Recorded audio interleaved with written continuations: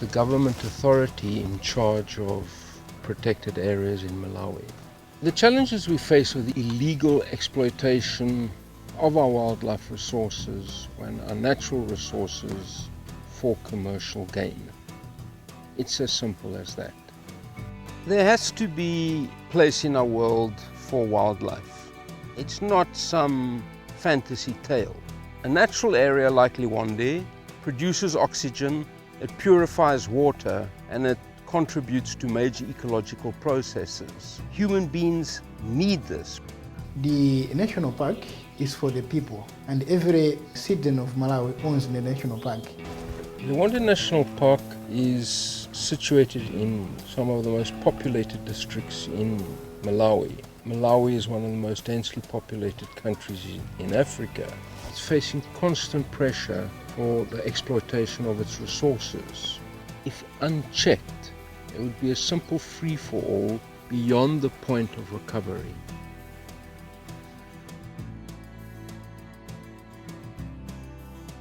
These fish traps, they've been using by the local people for many years. It focuses its attention on a certain size of fish. They are made of bamboos. Also, the catchment is fairly small. Its impact on the system is very limited. A lot of the commercial poachers in Liwonde have used mosquito netting from anti-malarial donations, and they make huge 100-meter nets. The mosquito netting kills everything. In the last 10 months, we have confiscated and burnt over 90 nets, almost 100 nets, longer than 100 meters each. Whatever we think is dangerous to the animal, then we pick it up, do as much as we can to help the animals to be in a happy life. A poacher who takes out a boatload of fish, probably earning himself about $200. That's 6 months minimum wage.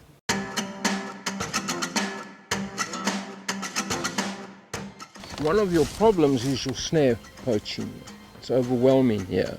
In the last 12 months alone, we've picked up 5,500 snares. Now, a snare is very much like a landmine. It's cheap to make, it's easy to set up. The problem is it can go off at any time.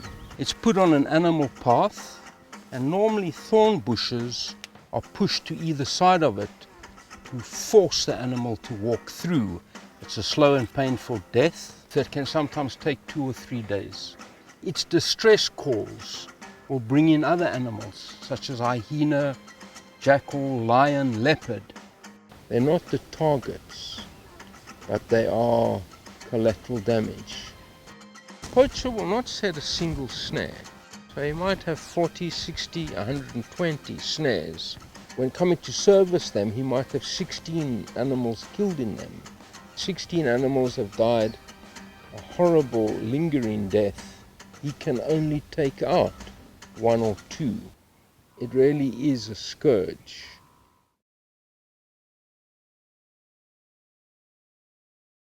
One of the baby elephants in this group has a snare around its leg. Now, this snare has the potential to kill that elephant. At the moment, it's slowing it down, and in fact slowing the whole movement of the herd down. They all have family ties. You see the baby elephant surrounded and supported by an aunt, a sister, and a mother. An injured child creates a similar sense of trauma and stress as in our society. We are going to have to intervene, drug the animal, remove the snare and give treatment, or this animal will die. So it's this type of injury and the stress that it causes, that is what we're trying to stop here.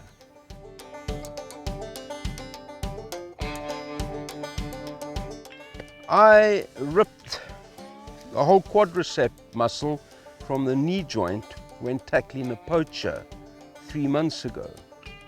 Due to corruption, that poacher was let off in court. This is the injury that will stay with me for the rest of my life. When that type of corruption is coupled with this overwhelming, constant day-to-day pressure, then You go through periods where you really are feeling that you. But this project, other I4 projects I've run, have made a marked and defining difference. I4 has a very important implementing role in everything we do. We don't just donate a boat, we give specialized training how to maintain, manage, how to pilot the boat. And this results in the equipment that we donate becoming especially valuable.